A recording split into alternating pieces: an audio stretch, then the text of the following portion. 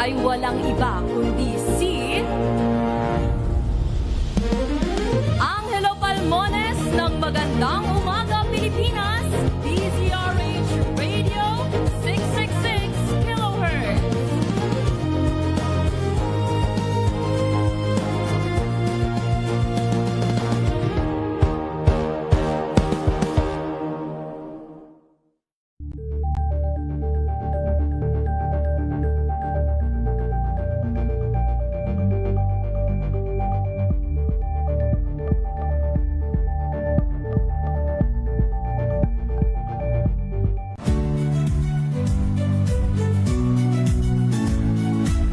Magandang araw mga kaibigan. Ito po ang inyong balerina ng bayan, si Lisa Makuha Elizalde, na nag-aanyaya sa inyong samahan kami at ang aming mga espesyal na panauhin para sa kalahating oras ng masayang kwentuhan sa aming programang Art to Art, kung saan ang usapang sining at kultura ay para sa lahat.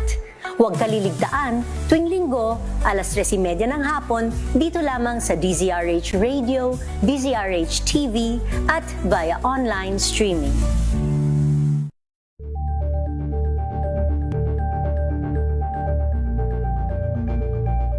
Curious ka ba sa maraming bagay? Kami na ang bahala dyan. Aalamin, tutuklasin at ibigyang linaw namin ang mga katanungang bumabagabag sa inyong isipan. Sa programa kung saan ang bawat sagot ay galing lamang sa mga eksperto. Ang Expert's Opinion, tuwing linggo alas 3 ng hapon, dito lang sa DZRH TV. Angel po si Angelo Palmones nag-iiwan sa inyo ng isang magandang umaga. Maraming salamat. Life goes on! Nine, good morning, Lakay. Good morning, Sister Ann. At good morning. Magandang mainit na umaga. Angel po si Angelo Palmones nag-iiwan sa inyo ng isang magandang umaga. Maraming salamat. Pilipinas, una sa Pilipino. Kung good vibes ang hanap mo, dito ka na sa sigurado. Mula sa mga istoryang nagbibigay ng inspirasyon hanggang sa mga kwentong may dalang solusyon. Mga balitang pampagaan ang pakiramdam at pampaganda ng araw. Hindi lang basta good news, kundi the better news. Mula Lunes hanggang Biyernes, 1:00 ng tanghali sa DZRH TV.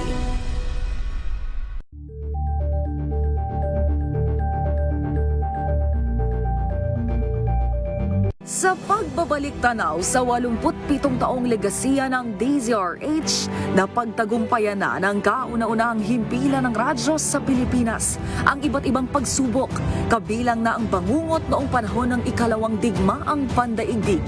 Impormasyong naihatid ng himpilang KZRH ang siyang naging kaagapay ng mga Pilipino at nakasama hanggang sa nakamit ang kalayaan. At nang muling mapas sa kamay ng mga Pilipino ang kasarinlan, nagbukas din ang panibagong lugdo para sa himpilan. Mula sa KZRH na kalaunay naging DZRH, ang mga balita at impormasyon ang nagsilbing gabay ng mga Pilipino. Naging hudyat ito ng panibagong simula at patuloy na paglago, kasabay ng pagsilang ng mga programang nag-iwan ng bakas sa kasaysayan at sa puso ng bawat Pilipino. Better News, una sa Pilipinas, una sa Pilipinas. NBS, Trending and Viral Show. Nakahandang Sa ating balitan mga kaibigan sa Rapido Hataw. Public Service Hour. Siyempre pa, una sa Pilipinas. Una Ayan sa ang kabuhanan din pala tuntunan ng break time. Sabay niyo na po ang mga balita at talakayan sa Balansyado. Maraming salamat. Tuloy-tuloy ang pagtulong, tuloy-tuloy ang pagseserbisyo at tuloy-tuloy ang balitaan kasama si May Binauhan sa Operation Tulong mula Lunes hanggang Biyernes.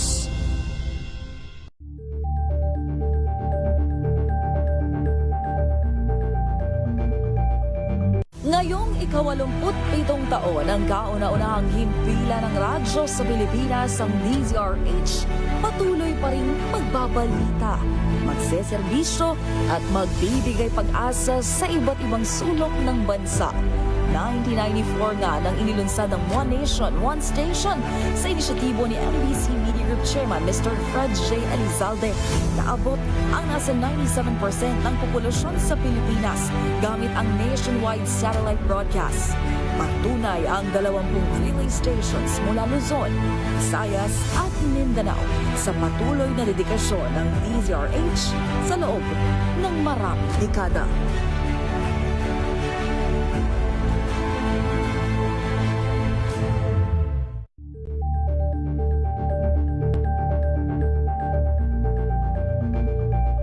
If I get impeached, then that is my end.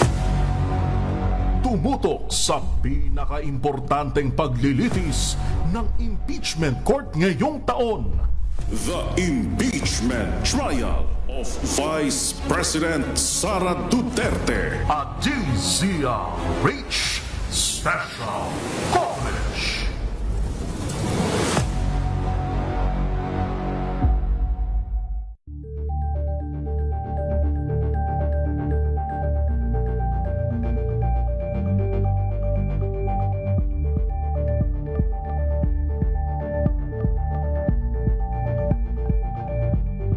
Kasabay ng mga hamon at pagbabago sa paglipas ng panahon, nananatiling tapat ang DZRH sa paghahatid ng serbisyo sa publiko.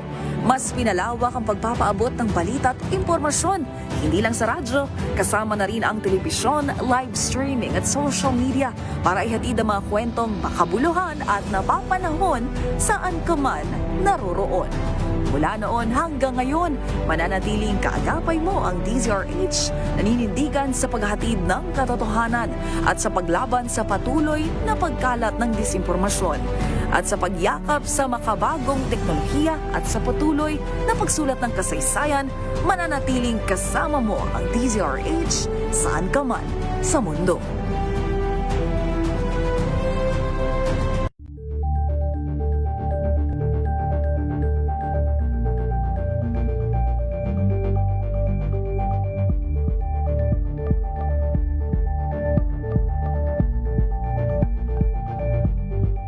Maagang balitaan, maagang usapan sa mga issue at balita. Kasama si Kuya Angelo Palmones sa Magandang Umaga Pilipinas. Mula Lunes hanggang Biyernes.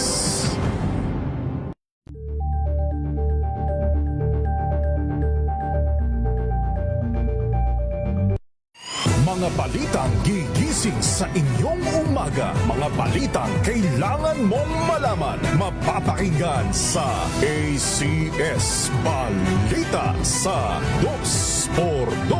Kasama sina Anthony Taberna at Jerry Baha. Lunes hanggang Biyernes. Angel po si Angelo Palmones nag-iiwan sa inyo isang magandang umaga. Maraming salamat sa inyo. Life goes on! Good morning, Lakay. Good morning, Sister L. At good morning. Magandang mainit na umaga. Angel po si Angelo Palmones nag-iiwan sa inyo isang magandang umaga. Maraming Sa salamat. Pilipinas, una sa Pilipino. Alamin ang mga maiinit na isyung pambayan, mga balitang kailangan mong malaman, usapin sa pamahalaan, politika, ekonomiya at kabuhayan. Ito ang mga dapat mong malaman, pakialaman at pag-uusapan dahil kayo ang tinig ng mamamayan dito sa Damdaming Bayan. Live sa DZRH Radio, DZRH TV at DZRH Digital. Kasama sina Lakay, Deo Macalma at Elaine Apit. Araw-araw, Lunes hanggang Biyernes. Damdaming Bayan.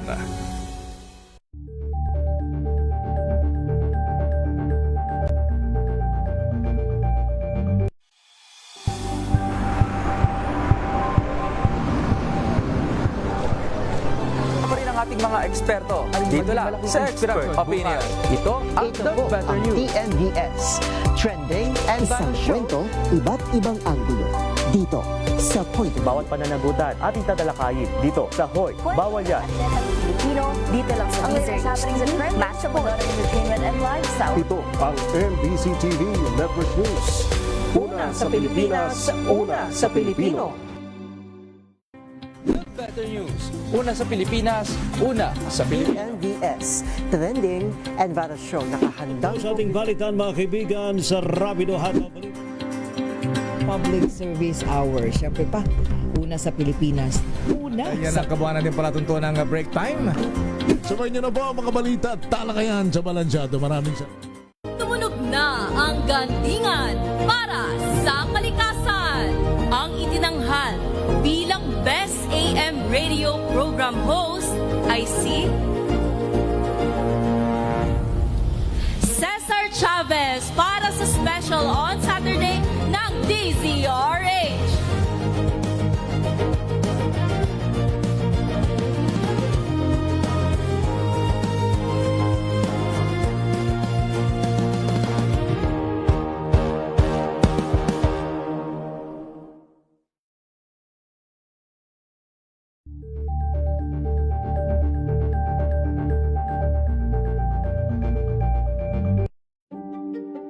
Buklatin ang mga pahina.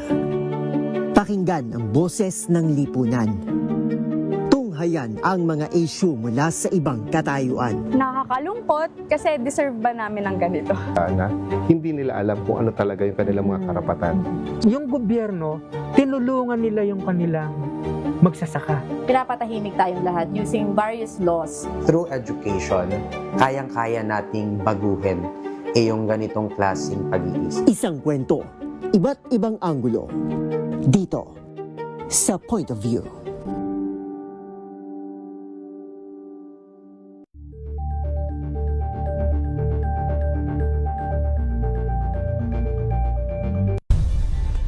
Nagsimula sa pangarap hanggang sa maabot ang tagumpay. Iba't ibang kwento, iba't ibang mukha ng atletang Pilipino. Mas pinatindi, mas pinalakas, at mas pinaaksyon sa Match Point tuwing Sabado, 12:30 ng tanghali sa DZRH TV.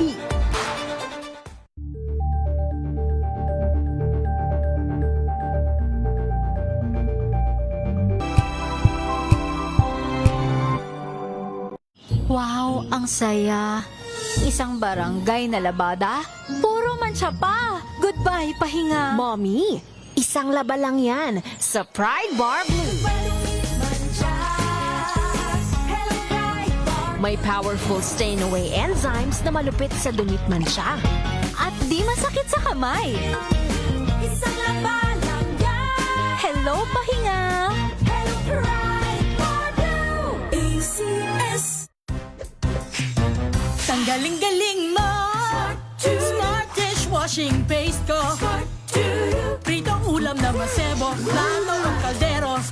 Tanggaling for everyday. Ganyan pag smart ang dishwashing paste. May double tanggaling formula. Tanggalang sebo. Tanggalang bakterya. Bahit para walang bahit. Linis fantastic sa metal at plastic na barakuta. Tanggaling-galing mo. Smart dishwashing paste. ACS. Sa puso ng kalikasan, natatangi ang prutas ng mangosteen. Ito ay nagtataglay ng antioxidant compounds na alpha, beta at gamma mangosteen. Ang MX3 capsule ay isang food supplement na gawa sa natural na mangosteen. Ito ay tested and proven to help avoid knee joint pain discomfort para iwas-iwas sa sakit with long-term supplementation 2 capsules daily. MX3 capsule. Tunay, natural at original. Mahalagang paalala, ang MX3 capsule ay hindi gamot at hindi dapat gamitin panggamot sa anumang uri ng sakit. May nagbago! May arte! May budget! Akala nyo lang yon. So solid! White Rose Papaya, wow! White Rose! White Rose Papaya, wow! White Rose! White Rose Papaya! May glow up with a White Rose Papaya! White Rose Papaya. May puti power times 2 kasi may papaya at niacinamide. May shea butter and tea tree oil pa. Kutis sulit ang glow up. White Rose Papaya. Kutis sulit ang glow up. ACS. Tinesting, sinuri, siniyasan. Ang resulta? Super effective ang Shield sa pagpatay ng bakterya at virus. Shield Antibacterial Soap. Believe ang mga eksperto sa Philippine Nurses Association. At si Mami. Tiwala ako sa Shield. Shield Antibacterial Soap. Napatunayang mabisa. Ang mga nurse, tiwala. ACS. Gala!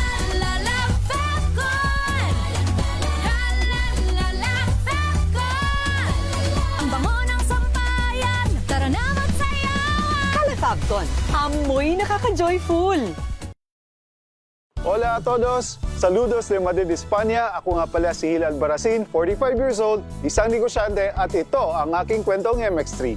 Iba yung trabaho namin as overseas Filipino workers dito sa Europa. Doon pumapasok yung benefits ng paggamit ng MX3. Ang MX3 capsule na to ay gawang Pilipino, nakaka-proud. Mabibili nyo to dito sa Madrid. Arriba MX3! Dito ako bilib! Mahalagang paalala, ang MX3 capsule ay hindi gamot at hindi dapat gamiting panggamot sa anumang uri ng sakit.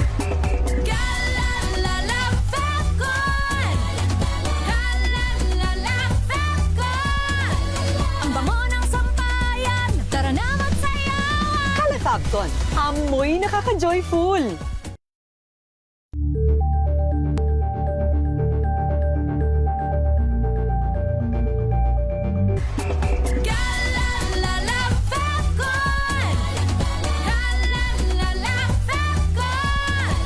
Ang bango ng sampayan, tara na magsayawan! Falcon, amoy nakaka-joyful!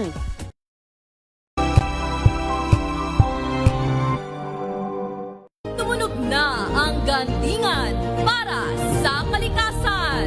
Ang nagkamit ng parangal bilang Best News Anchor ay walang iba kundi si Angelo Palmones ng Magandang Umaga Pilipinas, DZRH Radio 666 kHz.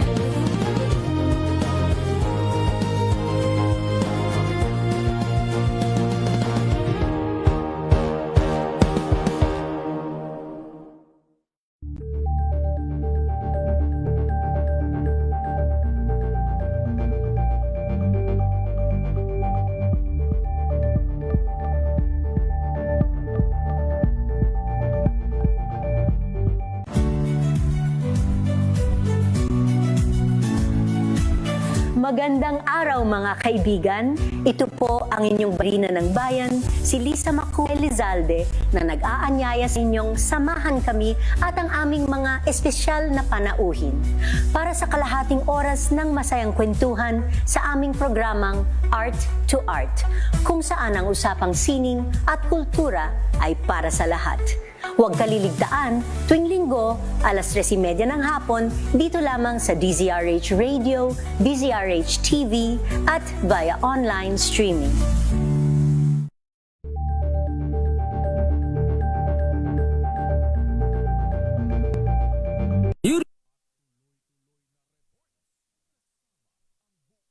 Puwersa ng DZRH sa buong Pilipinas, mula Luzon, Visayas at Mindanao. Lahat ng malalaking balita, maiinit at viral, hagip ng pinakamalawak na newscast sa buong Pilipinas. Rapido Hataw Balita! Rapido Hataw Balita! Kasama sina Ray Sibayan at Romel Fuertes. Rapido Hataw Balita. Mga malalaking balita, hahataw na!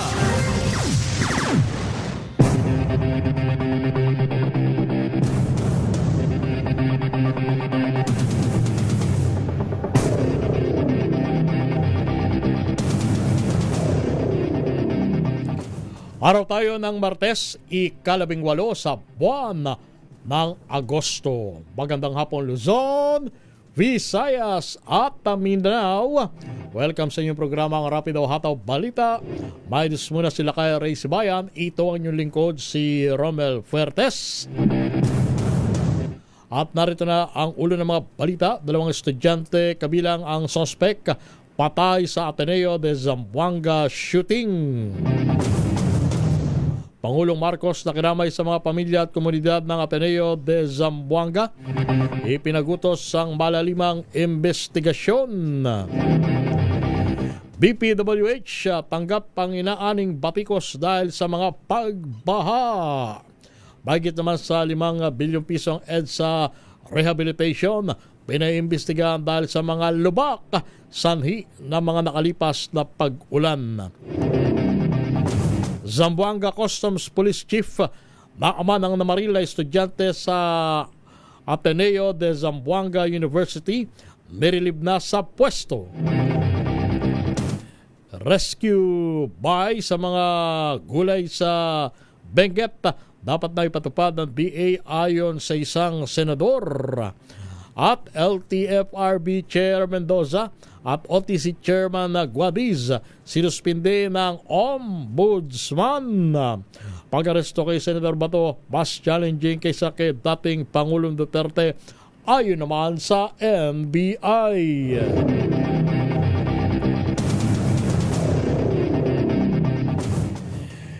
Yan ang ulo ng mga balita at narito na ang detalye. Muli, magandang hapon Luzon, Visayas at Mindanao. Gayon din sa mga kababayan natin sa ibayong dagat. Patay ang dalawang menor de edad na estudyante kabilang ang sospek habang siya sugatan sa pamamaril sa Ateneo de Zamboanga University. Tumaga campus sa Zamboanga City kaninang umaga. Batay sa paunang investigasyon, ang suspect ay isang grade 9 high school student at biktima na isang grade 10 student. Lumalabas na nakapasok sa paaralan o lumalabas sa paunang investigasyon na nakapasok sa paaralan suspect na armado ng 9mm Glock pistol at nagtungo sa room number 404 kung saan siya namaril habang naka-Facebook live. Grabe. Matapos ang insidente, tumakbo ang suspect patungo sa ikalimang palapag habang paulit-ulit na sumisigaw at pagdating doon ay binaril din ang kanyang sarili. Na-recover sa crime scene ang dalawang 9mm pistol at mga basyo ng bala ng naturang kalibre.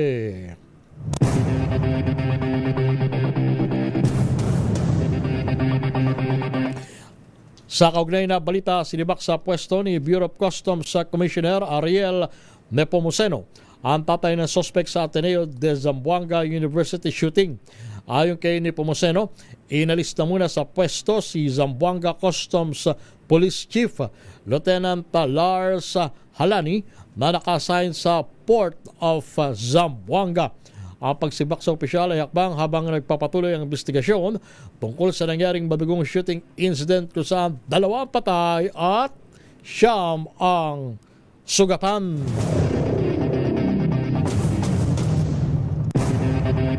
Nakiramay naman si Pangulong Ferdinand Bongbong Marcos Jr. sa mga pamilya at buong komunidad ng Ateneo de Zamboanga kasunod ng trahedyang nangyari sa loob ng paaralan. Sinabi ng Pangulo na hindi kailanman dapat magkaroon ng pamamaril sa loob ng eskwelahan dahil kabilang dapat ito sa mga pinakaligtas na lugar kung saan ipinagkakatiwala ng magulang ang kanilang mga anak. Kaya naman iniutos ng Pangulo sa mga law enforcement agency ang masusing investigasyon tungkol sa insidente at gumawa ng mga hakbang upang hindi na maulit ang mga kahalitulad na trahedya. Tiniyak ng Pangulo na makikipagtulungan ng pamahalaan sa mga paaralan at komunidad upang palakasin ang seguridad at proteksyon sa mga estudyante, guro at iba pang school personnel. Banggit pa ng Pangulo na nararapat lamang na makapag-aral ang bawat kabataang Pilipino ng walang pangamba para sa kanilang kaligtasan at buhay. 13 minutos makalipas ang alas 2 ng hapon. Sa kalagayan naman ng panahon, 4 na weather system na binabantayan ng pag-asa sa loob at labas ng Philippine Area of Responsibility. Kabilang dito ang 2 low pressure area, isang tropical depression at ang hanging habagat. Isang LPA sa loob ng PAR ang may mataas ng tsansa na maging bagyo sa loob ng susunod na 24 oras kung saan ulito na mataan sa layong 1,170 kilometro sa silangan ng extreme northern Luzon. Samantala, isa pang LPA sa labas ng parang may mataas ding tsansa na maging bagyo kung saan ulit itong namataan sa layong 400 kilometro mula sa kanluran ng Kalayan, Cagayan. Bukod dito, isang tropical depression B na nabuo sa labas ng PAR, ngunit may kalayuan pa ito sa bansa. Ayon sa pag-asa, ulito namataan sa layong 3,160 kilometro mula sa silangan ng Hilaga, silangan ng Mindanao. Sa ngayon, wala pang epekto ang mga nabanggit na sama ng panahon sa buong bansa. Sinabi ng pag-asa na magiging maulang pa rin ang panahon sa malaking bahagi ng Luzon ngayong linggo dahil sa epekto ng habagat.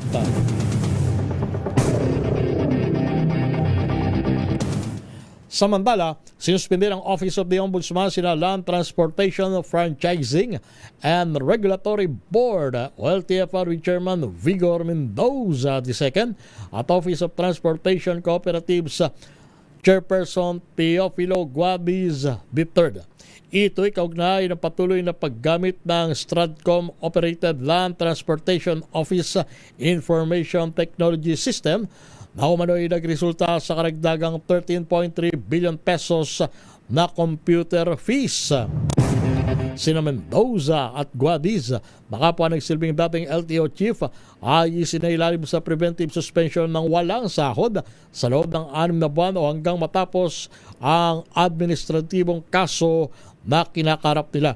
Sinabi ng Ombudsman na may sapat na basehan at matibay na ebidensya para sa reklamong grave misconduct at conduct prejudicial to the best interest of the service.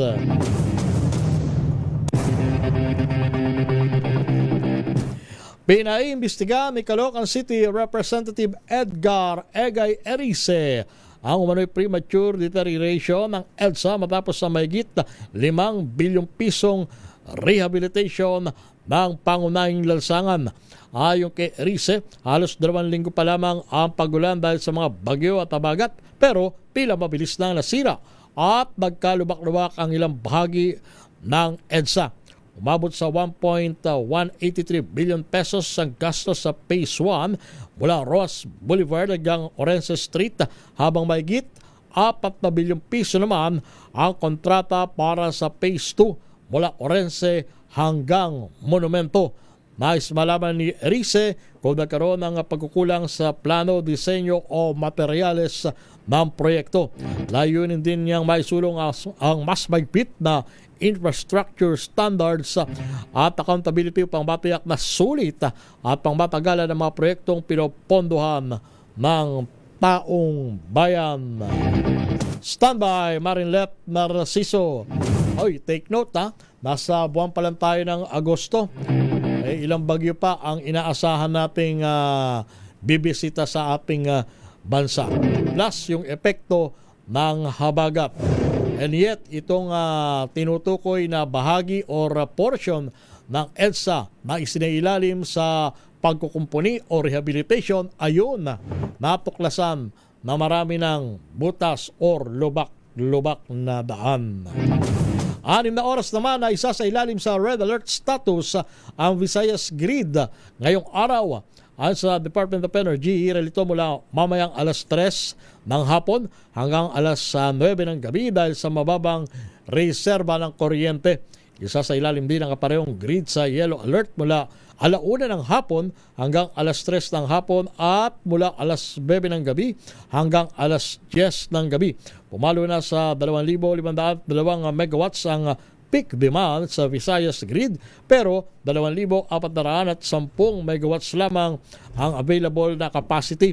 8 planta naka-force outage mula Agosto, habang 13 naman ang umaandar sa limitadong kapasidad na nagresulta sa mahigit 836 na megawatts na kawalan ng kuryente sa Visayas Grid.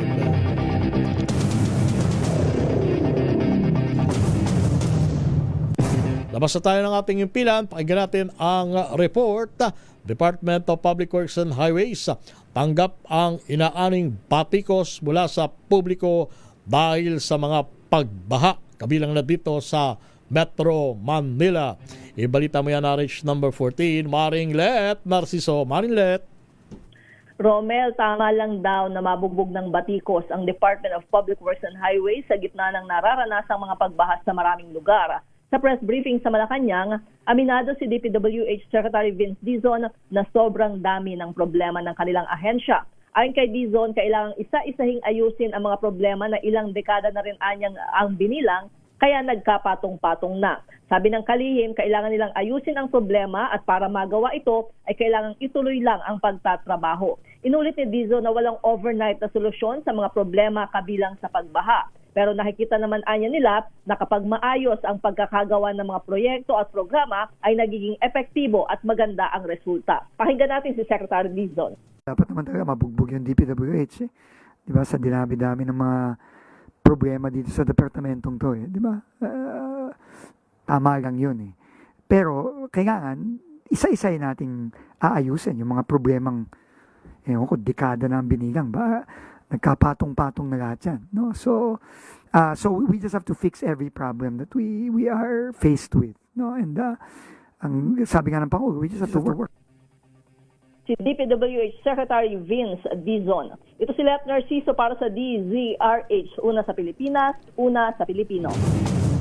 Maraming salamat, Maring Let Narciso. In fairness naman kay Secretary Dizon, kahit pa paano inaako niya ang pananagutan bilang kalihim ng DPWH. Hindi katulad ng ibang opisyal ng gobyerno. Pagka nagkaroon ng kapalpakan sa kanilang kahensya, nako, patay mali siya.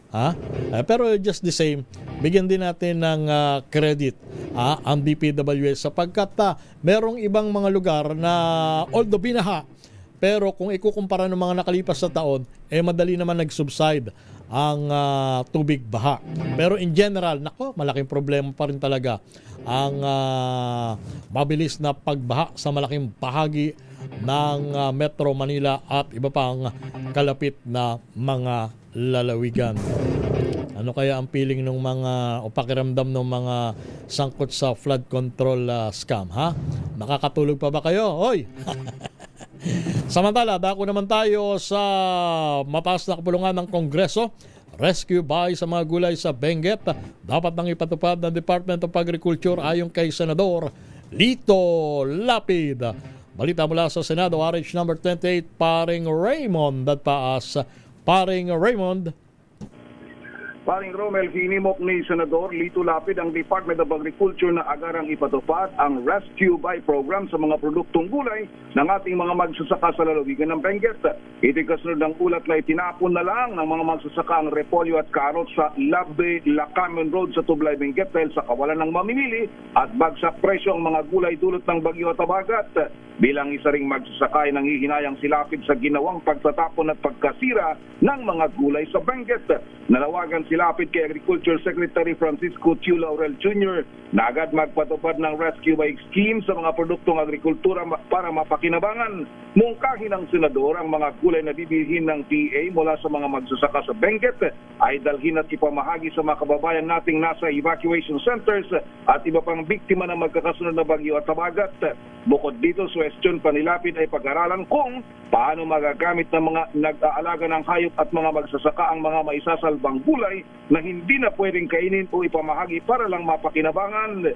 Sa magitan nito at kahit paano ay makabawi man lang sa puhunan ng mga magsasaka sa Benguet, ang Rescue Buy Scheme ay isang emergency program kung saan magkatuwang ang gobyerno, civic at non-government organizations na bibili ng mga produktong agrikultura mula sa mga magsasaka sa Benguet, Cagayan Valley at iba pang lugar sa bansa. Ito si RH28, Raymond Advance para sa DZRH, una sa Pilipinas, una sa Pilipino. Sa oras na alas 2:23 ng hapon, balita naman mula sa Kamara de Representantes, Child Safety Against Gun Violence Act isinusulong sa kapulungan sa harap na nangyaring pamaril sa loob ng isang pribadong paaralan sa Zamboanga City. Ibalita mo yan. RH number 12, Manang Milky Rigunan. Manang Milky, magandang hapon. Magandang hapon, Romel. Lumakas ang panawagan sa Kamara na agad na ipasa ang panukalang Child Safety Against Gun Violence Act. Iginit ito ni House Deputy Speaker Percy Sandanya na akbayan party list na layuning mapigilan ang akses ng mga kabataan sa mga baril at matiyak na ang mga paaralan ay gun-free zone. Ayon kay Sandanya, sa panukalang 2027 national budget, dapat madagdagan ang budget para sa mga programa sa mental health ng ating mga kabataan. Kabilang ang psychosocial support para maagapan o mapigilan ang karahasan na posibleng kasangkutan ng mga mag-aaral. Mensahe ito ni Sandanya kasunod ng nangyaring pamaril ng isang menor de edad na estudyante sa loob ng Ateneo de Zamboanga University sa Barangay Lunsuran, Zamboanga City. 2 estudyante ang napaulat na namatay sa campus ng Junior High School, kung saan isang grade 9 child in conflict with the law ang nasa likod ng pamaril. Sabi ni Sandanya, nakalulungkot at nakababahala na tila nagiging normal na ang ganitong uri ng karahasan sa loob ng mga paaralan na dapat ay ligtas na lugar para sa kanilang edukasyon. Umaapela naman si Sandanya sa DepEd at sa lokal na pamahalaan ng Zamboanga na isa ilalim sa kinakailangan medical and psychosocial support ang mga biktima, gayon din ang kanilang pamilya. Ako si Neil Criguna, nagulat para sa DZRH, una sa Pilipinas, una sa Pilipino. Sa kaugnay pa rin balita, gaming at chat history ng suspect sa malagim na Zamboanga school shooting, sinisilip na. Alamin natin ang detalye, RH number 52, Edniel Parosa. Edniel. Romel, nagsasagawa na ng forensic analysis ang pulisya upang matukoy ang posibleng motibo sa pamaril ng grade 9 student sa loob ng Ateneo de Zamboanga ngayong araw na ito ng Agosto 18. Sa panayam ng reporters dito sa Campo Crame, sinabi ni Interior Secretary John Vic Remulla na kasama sa kanilang tinitignan ay ang gaming at chat history ng lalaking shooter. Bukod pa ito sa isinasagawang interview ng otoridad sa magulang at pamunuan ng paaralan bilang bahagi ng full investigative report. Inilarawan ni Remulla ang proseso bilang masilimuot at maaari umanong magtagal ng 1 hanggang 2 araw bago tuloy ang matukoy ang maaring rason ng salarin. Pakinggan natin si Secretary John Vic. Titignan namin ang kanyang gaming history, ang kanyang chat history. So, we cannot come up with a complete answer kung ano ang complete forensic analysis kung bakit nangyari po. Batay sa inisyal at opisyal na ulat ng Philippine National Police, isang lalaking grade 10 student ang nasawi sa pamaril ay nilivestream pa ng shooter sa social media. Gamit niya ang isang standard pistol at isa pang short firearm na binihisa ng Ronnie conversion kit upang magmukhang rifle. Inaalam na ng otoridad kung galing sa customs sa mga armas dahil hepe pala ng Port Police sa probinsya ang ama na nabanggit na suspect. Pagtapos ng pamaril sa loob ng eskwelahan, umakyat itong salarin sa ikalimang palapag ng isang gusali at saka nagbaril din naman sa kanyang sarili. Ako si Edniel Parosa, DZRH, una sa Pilipinas, una sa Pilipino. Pambira talaga yung nangyari dyan kaninang umaga sa Ateneo Zamboanga University, ha? Dyan sa Junior High School Department. Biruin mo, yung estudyante nagsuot pa ng body cam para i-record yung nangyaring trahedya. Biruin mo yan, ano ba nangyayari sa mga kabataan natin ngayon? Samantala, balita naman mula sa NBI. NBI, aminadong mas challenging ang pag-aresto kay Senator Bato kumpara kay dating Pangulong Duterte. Alamin natin kung bakit. RH number 15, Giselle Ricafort. Giselle. Lakay Romel, aminado ang National Group Investigation na mas malaki yung kinahaharap nilang hamon sa pag-aresto kay Senator Bato de la Rosa kaysa kay dating Pangulong Rodrigo Duterte.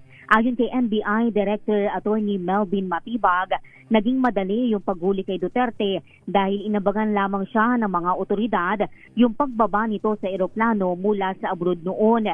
Pero sa kaso ni De La Rosa, mas challenging daw dahil nakagawa agad siya ng paraan para makapagtago, kabilang yung shooting incident sa Senado noong May 13.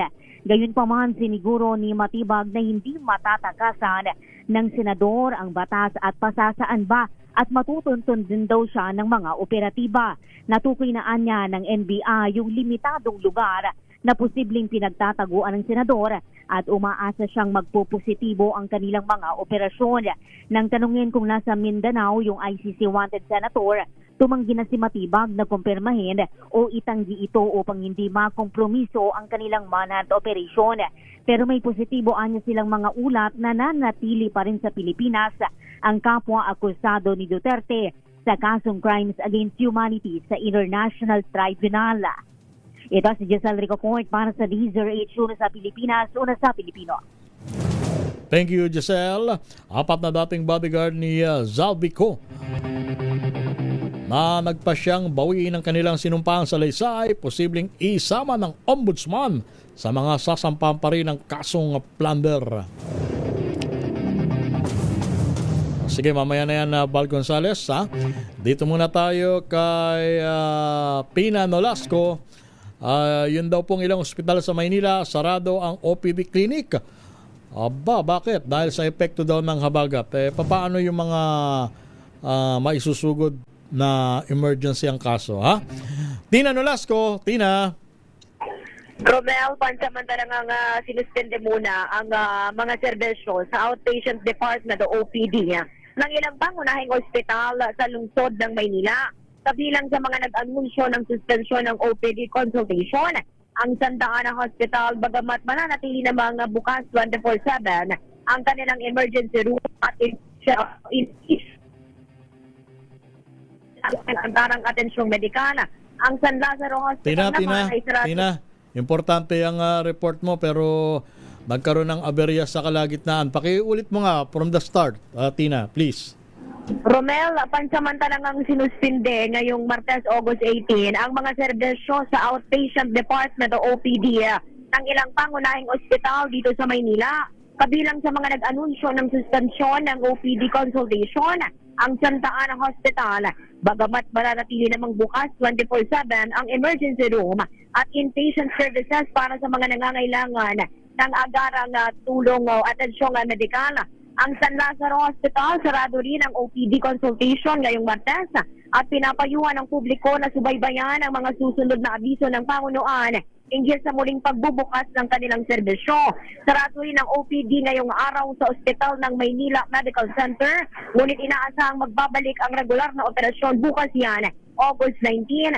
Samantala, pinapayuhan naman ng Manila Health Department ng publiko na iwasang lumusong sa baha, agarang linisin o itaob ang mga naipong tubig na maaaring pamugaran ng lamok at magpakonsulta kung makaranas man ng anumang sintomas. Sa pinakahuling datos ng Manila Health Department sa wild diseases mula January 1 hanggang ngayong August 18, umabot na sa kabuuang 156 ang kaso ng leptospirosis sa lungsod. 159 naman ang influenza-like illnesses, 287 ang severe acute respiratory infection, 84 ang COVID-19, 66 ang typhoid fever, at 3 ang cholera cases. Ito, si Manila Girl, RH9, Tina Nolasco para sa DZRH, una sa Pilipinas, una sa Pilipino. So ulitin natin, Tina, yung ilang ospital dyan sa Maynila, sarado yung outpatient sa department. Pero mananatiling bukas pagka emergency cases. Tama? Tama ka dyan, Romel. Kabilang dyan ang Santa Ana, San Lazaro at ang Ospital ng Maynila Medical Center. Okay. Maraming salamat, Tina. Back to you, Romel. Bulungan Market sa Parañaque, Milinis, mga bara sa daluyan ng tubig tinanggal upang maiwasan ang baha. Maiwasan ba ang baha dyan sa Parañaque, Mr. Noche? Baka makontrol. Kasi napaka-imposible maiwasan ang baha eh. Sige, Mr. Noche Kakas, ibalita mo yan. Mr. Noche. Yun lang sa lugar na yun. Doon lang sa lugar na yun. Kaya nga eh. Ay tumira sila sa area ng Parañaque, lalo na dyan sa may kabaan ng sukat, para malaman nila kung ano ang ibig natin sabihin. Di ba, Mr. Noche? Lalo na dyan sa tapat ng isang kilalang mall dyan, Sus Mariosep. Oo, grabe, pagka nagbaha dyan. At na nakakalungkot, Mr. Noche, taon-taon na umuulan, taon-taon na nagbaba, parang wala yatang nakikitang improvement yung mga kababayan natin. Meron ba, Mr. Noche? Ewan ko lang sa iba. Kaya pagka ganyan marami tuloy ang nagtatanong, sino ba ang mayor ng Parañaque at congressman ng Parañaque? Tanong natin sa pare mo. Hindi mo pa rin kilala ni Mr. Noche? Ay, nako Samantala, Romel, kanid puwerta ang mga market vendor sa pagbili sa bulungan na market sa lungsod ng Parañaque. Nasa 16 ang na membro ng Unified Marketing and Services Cooperatives ng Parañaque Fisherman's Wharf ang nagtulong-tulong para linisin ang paligid ng palengke. Tinanggal na itong mga barabarang basura sa mga drainage system. Layon ng kooperatiba na maiwasan ang posibleng pagdamig o pagpara ng tubig ngayong panahon ng tag-ulan. Isa ang Fisherman's Wharf o Bulungan Center Romel sa Parañaque na dinarayo ng mga negosyante tuwing madaling araw. Mabuti pa yung mga vendor dyan at masamahan. Nagtutulong-tulong. Sana naman may assistance din ang LGU ng Parañaque. Wala ba? Dapat meron. So bayanihan na lang sila. Hindi ba? Oo, bayanihan na lang sila kasi sabi naman ng ilang mga LGU, wala naman talaga silang pagkagawa na kundi tumulong din ang komunidad. Oo nga, pero ibig ko sabihin, tama yun. Huwag natin iasa lahat sa LGU. Gampanan din natin ang papel natin bilang miyembro ng komunidad. Dangan lang naman, Mr. Noche, kailangan din ang kanilang presence. Oo naman. Diba? Kailangan din ng kanilang presensya para masigasig yung mga lalong-lalo na dyan sa Bulungan na market, Romel. Ang katabi niyan yung Fisherman's Wharf niya. Yan lahat naungan ng mga mangingisda yan. Lahat ng mga mangingisda dyan nila binabagsak. At yung iba naman na galing ng ibang lugar na mangingisda, dyan nila dinadala sa mga nabota. Mr. Noche, baka akala ng iba natin mga kababayan dyan sa lungsod ng Parañaque, yun lang mabababang lugar ang binabaha. Kahit yung mga loob na mga eksklusibong subdivision dyan, ilan sa mga kilalang subdivision dyan sa Parañaque, nako, kung bahain, ganun na lang din talaga. Mr. Noche, hindi na ako magbabanggit.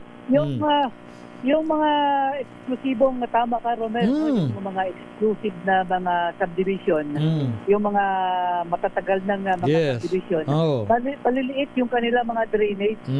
Paliliit yung kanila mga drainage. Dapat siguro mag-upgrade na mga drainage para, kasi sa dami ng mga sa dami ng mga residente, yung volume ng tubig tuwing pagsapit ng ulan, hindi kakayanin na, Romel, kasi maliliit. May master plan na ang city government talaga? ng Parañaque. Mabuti naman. May master plan na sila, Ronald, na nila yung barangay na halimbawa kung yung drainage mo, yung tapo ng tubig mo, siyempre sasaluin niya ng ibang barangay. So kailangan may magandang drainage din yung ibang barangay na sasalo naman doon sa tubig na aagos doon sa daluyan. Sana magkaroon ng magandang resulta, Mr. Noche. Oo. Kawawa yung mga kababayan natin dyan sa Parañaque. Natuluyan, kung maiwasan pa rin yung mga pagbaha. Sige, obserbahan natin. Ngayon, Romel, bumanat na naman itong mahinang ulan lang naman, pero tuloy-tuloy. Particular na dito sa C5 Parañaque at Las Piñas. Okay. Balik siya, Romel. Maraming salamat, Mr. Noche Cacas. Ito na ang report mula kay Val Gonzales. 4 na dating bodyguard ni Zaldico na nagpa siyang bawiin ang kanilang sinumpahan sa Laysay. Posibleng sama pa rin ang ombudsman sa mga sasampahan ng kasong plunder. Ibalita mo yan na Rich number 5, Val Gonzales. Val. Kung hindi sila magiging state witness sa manumalyang flood control projects, ay malaking posibilidad na mapapabilang sa mga sasampahan ng kasong kriminal ang mga dating bodyguard ni ex-Congressman Zaldico. Ito, Romel, ang inihayag ngayon ni Ombudsman Miko Clavano kasunod ng recantation o pagbawi ng salaysay ng 4 na bodyguard na umaming sila ay ilang beses na naghatid ng mali-maletang pera sa iba't ibang mga personalidad batay sa atas ng dati nilang boss na mambabatas.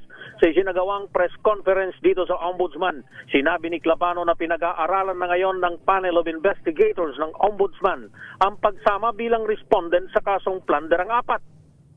This is feedback from the panel of investigators. They are analyzing the situation. Although we know na marami po tayong kailangan i-consider, no, dito.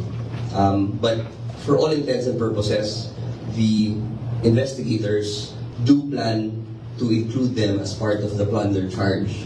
Dahil kung hindi sila magiging witness namin, then they are merely respondents in a crime where they delivered billions of pesos to the respondents in this case. Pero sabi ni Clavano, hanggang sa ngayon ay wala pang kopya ng recantation ng anti-graft body habang nauna pang nagkaroon ng kopya si dating Speaker Martin Romualdez na isinama pa sa kanyang counter affidavit. Sabi ni Clavano, general statement lamang ang pagbawi ng 4 at walang detalyadong pagtanggi sa nauna na nilang affidavit na siyang mas bibigyang halaga ng Office of the Ombudsman. Ako si Val Gonzales, DZRH, una sa Pilipinas, una sa Pilipino. Sa Caloocan City naman, LGU pinayuhan ng mga residente na lumusong sa baha na agad magtungo sa health center upang mabigyan ng gamot laban sa leptospirosis. RH number 23, Edwin Duque. Edwin. Kuya Romel, hinikayat kanina ni Caloocan na mayroon halong malapitan ang lahat ng mga kababayan nila, yung mga residente na lumusok sa bahang hapon dahil doon sa matinding pagbahas ng lungsod. Agad na silang magpunta sa mga malalapit na pinakamalapit na mga health center sa kanilang mga lugar. Mga rang pinahanda na rin ang lahat ng health center at hospital para sa konsultasyon. Edwin, pakiulit mo nga report mo at hindi maintindihan sa kalagitnaan. Edwin Duque. Edwin. Nako, Edwin.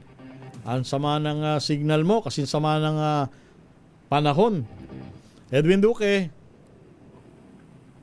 Sige, babalikan natin si Edwin Duque tungkol sa kanyang report na may kinalaman sa panawagan ng Caloocan LGU sa mga residente na hindi na iwasang lumusong sa baha na magtungo sa mga health center para mabigyan ng gamot laban sa leptospirosis. Oras muna natin, meron pa tayong 19 na minuto bago sumapit ang 3:00 ng hapon.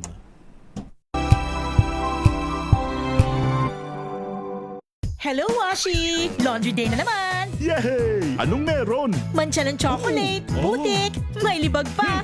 Kaya natin yan! With Pride Washing Machine Detergent, may triple stain-away formula. Tanggal ang makapit, madikit, at malupit na dumit mancha. Kaya easy-easy ang labada. Mula noon hanggang ngayon! All you need is pride! All you need is pride! ACS. Sa lahat ng bagay, simula pa lang, siguraduhing max protection na. Kasi pag kulang ang proteksyon, baka madaling masira. Sa ngipin, dapat may max protection din. Max sa alaga ng Unique Toothpaste. With Max Protect Formula, help stop cavities before they start, while keeping breath fresh. Try Unique Maximum Fluoride Protection. Para max sa alaga, max protektado. ACS.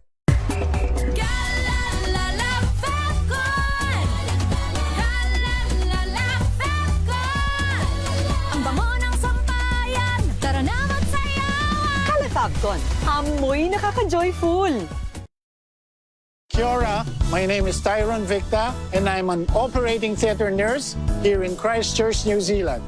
The main thing that really moves me day by day is to be able to impact lives. Of course, it's the hand of the Lord. He uses MX3 to be able to do those things. I attribute it to, of course, the antioxidant factors of MX3. And of course, healthy diet and just keeping fit. MX3, dito ako believe. Mahalagang paalala, ang MX3 capsule ay hindi gamot at hindi dapat gamiting panggamot sa anumang uri ng sakit.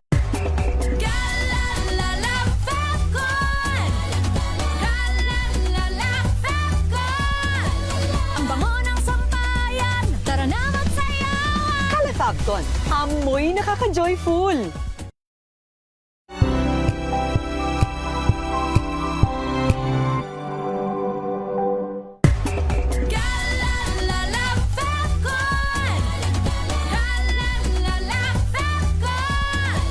Ang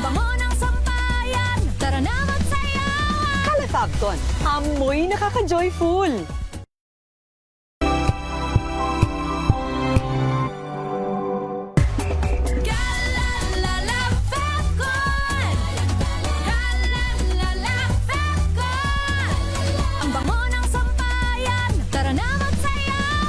Fabcon, amoy nakaka-joyful!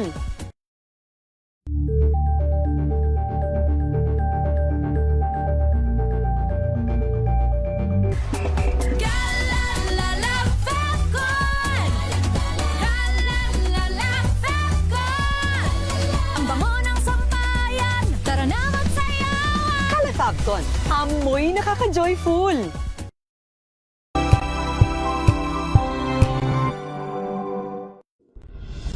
Tuloy-tuloy ang pagtulong, tuloy-tuloy ang pagseserbisyo at tuloy-tuloy ang balitaan kasama si May Binauhan sa Operation Tulong mula Lunes hanggang Biyernes.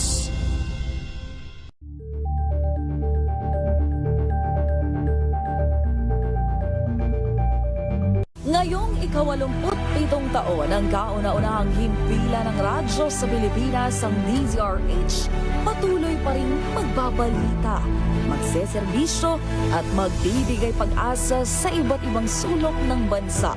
1994 nga nang inilunsad ang One Nation, One Station sa inisyatibo ni NBC Media Group Chairman Mr. Fred J. Elizalde. Naabot ang nasa 97% ng populasyon sa Pilipinas gamit ang nationwide satellite broadcast. Patunay ang 20 relay stations mula Luzon, Visayas at Mindanao sa patuloy na dedikasyon ng DZRH sa loob ng maraming dekada.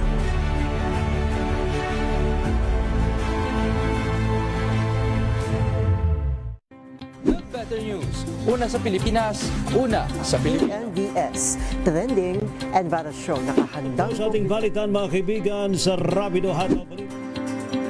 Public Service Hour. Siyempre pa, una sa Pilipinas. Una Ayan sa... ang kabuhanan din pala tuntuan ng break time. Sabay niyo na po ang mga balita at talakayan sa Balansyado. Maraming sa... If I get impeached, then that is my end. Tumutok sa pinaka-importanteng paglilitis ng impeachment court ngayong taon. The impeachment trial of Vice President Sara Duterte. A DZRH Special Coverage.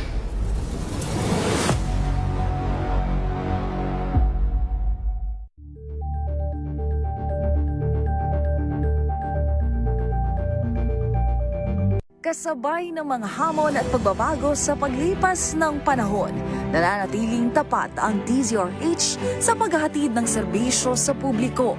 Mas pinalawak ang pagpapaabot ng balita.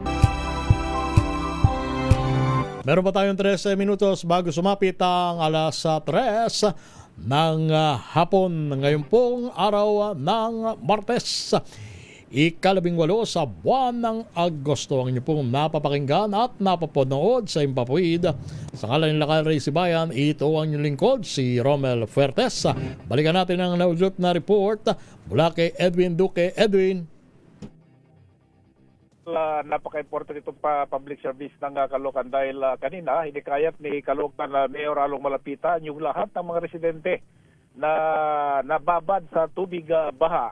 Nagad nang magtungo sa kanilang mga health center dito sa lungsod ng Caloocan. At pinahadanan nito ang mga tauhan nito sa lahat ng healthcare unit, hospital, para asikasuhin at welcome lahat ng mga binaha o mga residenteng binaha. Huwag anyang papabayaan yung mga residente at agad nang ikonsulta at kung kailangan bigyan agad ng mga gamot pagkatapos ng konsultasyon.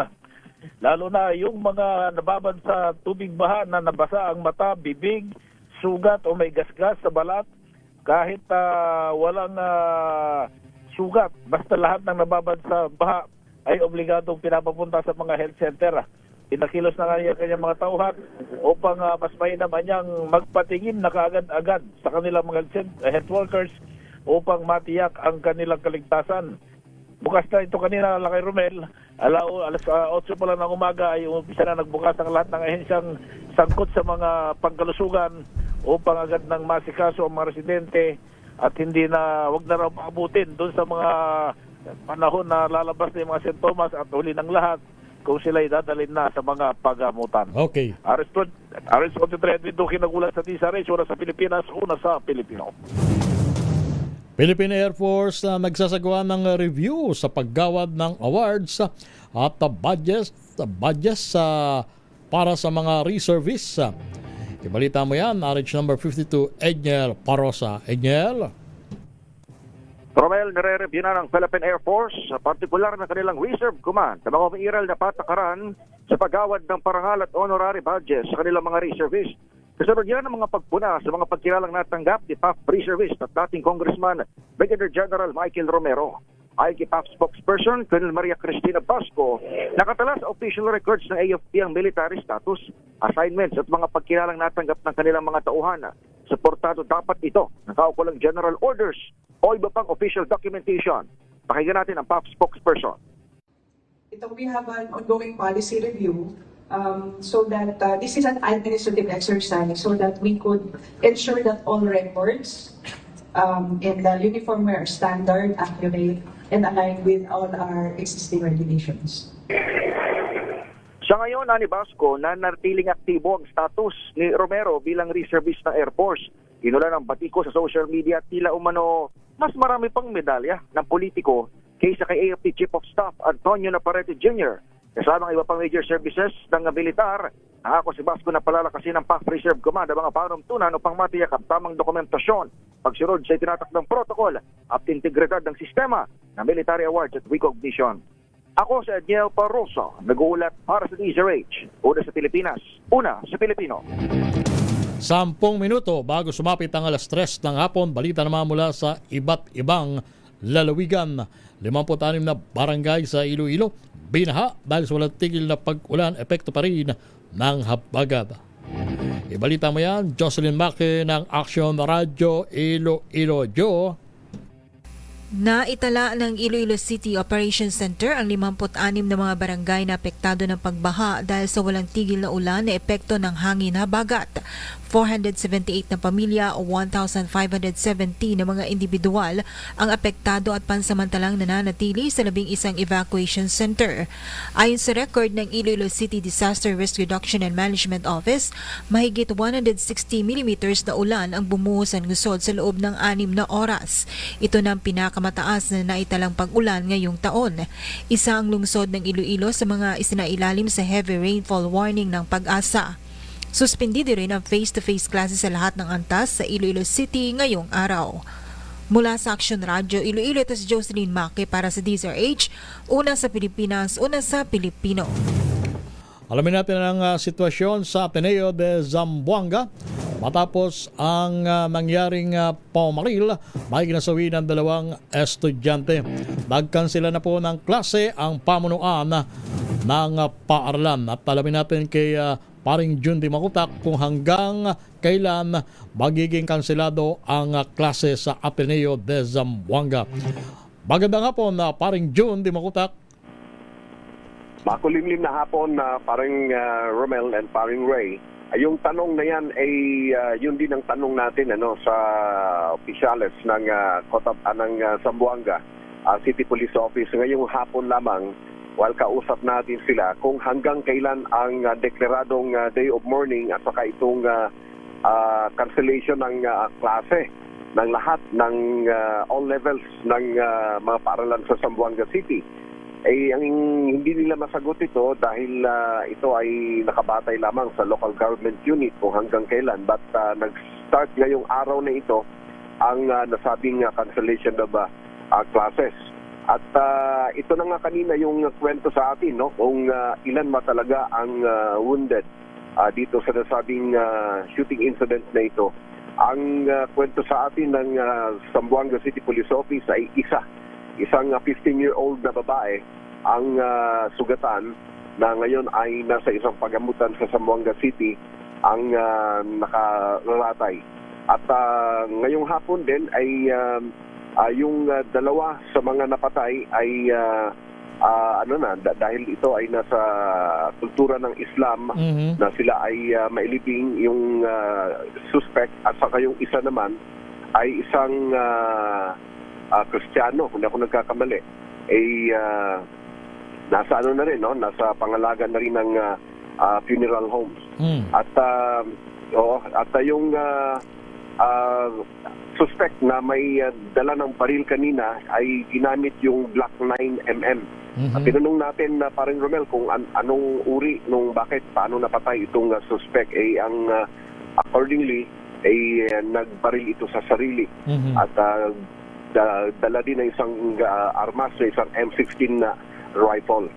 So sa kasalukuyan ay pinakukuha na ng local government unit ang kanilang mga estudyante kanina pa at sinabing under control na sitwasyon at yun ang naging mensahe ngayon dito sa Central Mindanao. May mga universities na rin at mga schools ang talagang pinaigting na ang seguridad sa kanilang mga campus may kugnayan sa itong mga pagdadala ng baril sa loob ng mga campuses dito sa bahagi ng Mindanao. Yun nga, parang yun nga malaking katanungan ng mga kababayan natin. Hindi ba na-detect nung duty security guard na may dalang armas itong suspect shooter na ito? Dalawa pa? Oo, dalawa. Isang high-powered saka isang low. Isang short firearm. Nakalagay daw yung yung malaking baril, yung high-powered sa isang bag ng armas talaga. So, ma-identify na armas yung dala. Talaga? Oo. So, nung dumaan sa gate. The more na dapat na-detect yan, hindi ba? Parang June? Correct. Oo. Dapat nga maseta na yun doon eh. Maseta na ng security kung bakit merong ang laman nun. Aba, talaga. Tuloy-tuloy lamang at saka nangyari na nga itong naturang mass shooting, itong shooting incident na ito. At mga high-powered yun, mga matataas sa uri, no? Hindi pangkaraniwan. Libre. Hindi pangkaraniwan kasi very short lang yung yung high-powered na yun na ay short barrel na talagang pang-assault. Yun ang mga tanong dito sa atin ngayon. And even ngayon lang hapon kausap ko si Governor Jun Tamayo ng South Cotabato. Yun ang din ang mga tanong. Bakit na kuha ng bata sa bahay yung mga baril? Bakit may access yung mga bata? Dapat walang access yung mga bata sa mga baril ng mga parents na kung meron man sa loob ng pamamahay. Yung palang suspect anak ng chief ng customs police dyan sa Zamboanga City. So malaki ang posibilidad na pag-aari niya yung armas na ginamit sa trahedya. Pag-mamayari ng tatay. Tatay, oo. So, yun ang ngayon paring Romel na dapat yung DepEd ay ipatupad nationwide ang mariing seguridad sa mga campuses. Even ang Cotabato City ay may mga na rin. Ngayon dahil sa pangyayaring ito ay may mga hihigpit na rin. May mga universities tayo in Cotabato City, in Barm area, and then dito sa South Cotabato ay naghigpit na rin na para hindi na masundan itong nasabing madugong trahedya na ito. Okay. Maraming salamat, paring June de Makutak. Yes, paring Romel, yan ang ating follow-up update mula sa mainit-init na panahon sa Central Mindanao. RH19, June de Makutak, this is RH, una sa Pilipinas, una sa Pilipino. Magkapatid naman arestado sa bypass sa Suwal, Pangasinan. Mahigit halos 80,000 pisong halaga ng shabu ang nasamsama. RH number 38, Freddy Fajardo. Freddy.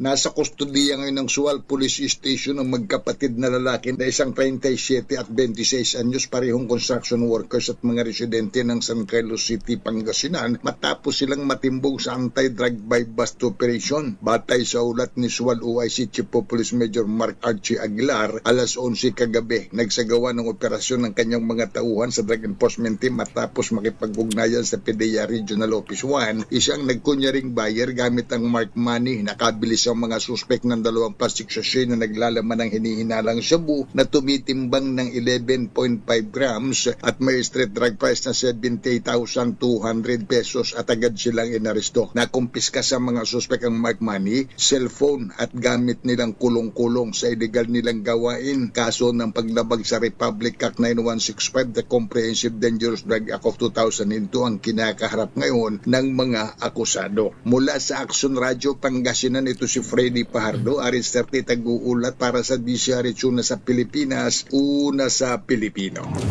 Mental health cases sa Eastern Visayas Regional Medical Center patuloy na dumadami. RH number 32, Jimmy. Angay Jimmy.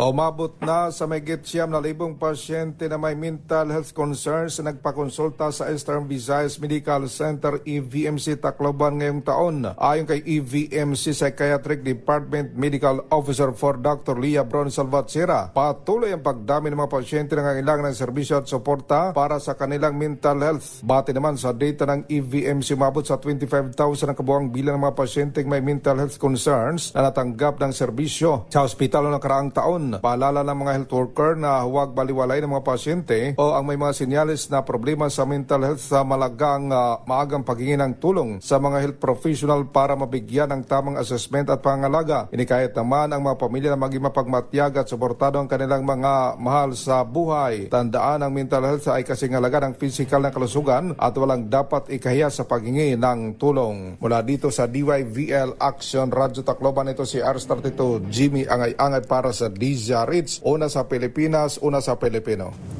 Isang negosyante naman ang arestado dahil sa pagbebenta ng illegal drugs sa San Carlos Negros Occidental. Ang detalye, balita mo yan, Rex Cantong. Rex.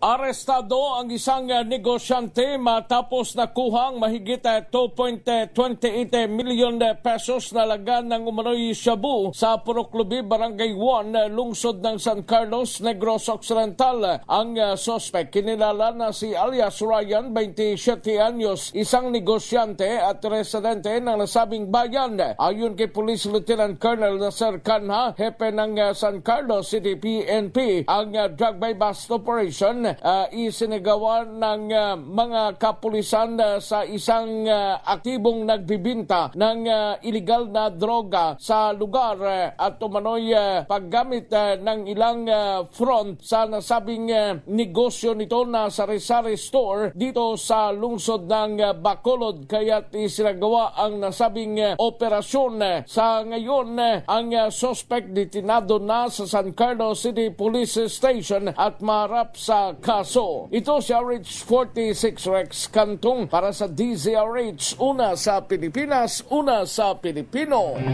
At paggawa ng armachair mula sa basura ipatutupad sa Allen, Northern Samar. Jane Bantayan, ibalita mo yan, Jane. Nakatakdang ipatupad ng lokal na pamahalaan ng Allen, Northern Samar sa pamumuno ni Mayor Kat Katsungan ang tinatawag na Plastic to Armchair Project na ipapatupad ng Municipal Environment and Natural Resources Office o MENRO. Sanhi ito ng sobrang pagdami ng basura. Ito nakikitang solusyon ng lokal na pamahalaan ng Allen. Ang maliban sa makakatulong ito sa kalikasan ay karagdagang kita ito ng munisipyo. Ito ang kauna-unahan na ipapatupad sa Northern Samar na layunin na mabawasan ang basurang plastik sa pamamagitan ng paggawa ng mga nakolektang materialis bilang mga kapaki-pakinabang na produkto. Isang prototype o modelong armchair na ang nagawa at kasalukuyang isanasa ilalim pa ito sa buffing habang patuloy na pinapahusay ng grupo ang proseso nito na isang lokal na pamahalaan ng Allen, Northern Samar na bumuo ng mga pamamaraan mas makakalikasan sa pamamahala ng basura. Mula sa Action Radio Katarman, RH34 Jane Galit Bantayan ng DZRH. Una sa Pilipinas, una sa Pilipino. At yan ang kabuuan ng ating talakayan at balitaan. Tilampok sa Rapido Hataw Balita. Ngayon pong araw ng Martes, 18 sa buwan ng Agosto. Sa ngalan nila kay Ray Sibayan, ito ang inyong lingkod, si Romel Fuertes. At susunod na ang programa ni Miss May Binauan. Oras natin, 3 minuto, makalipas ang 3:00 ng hapon.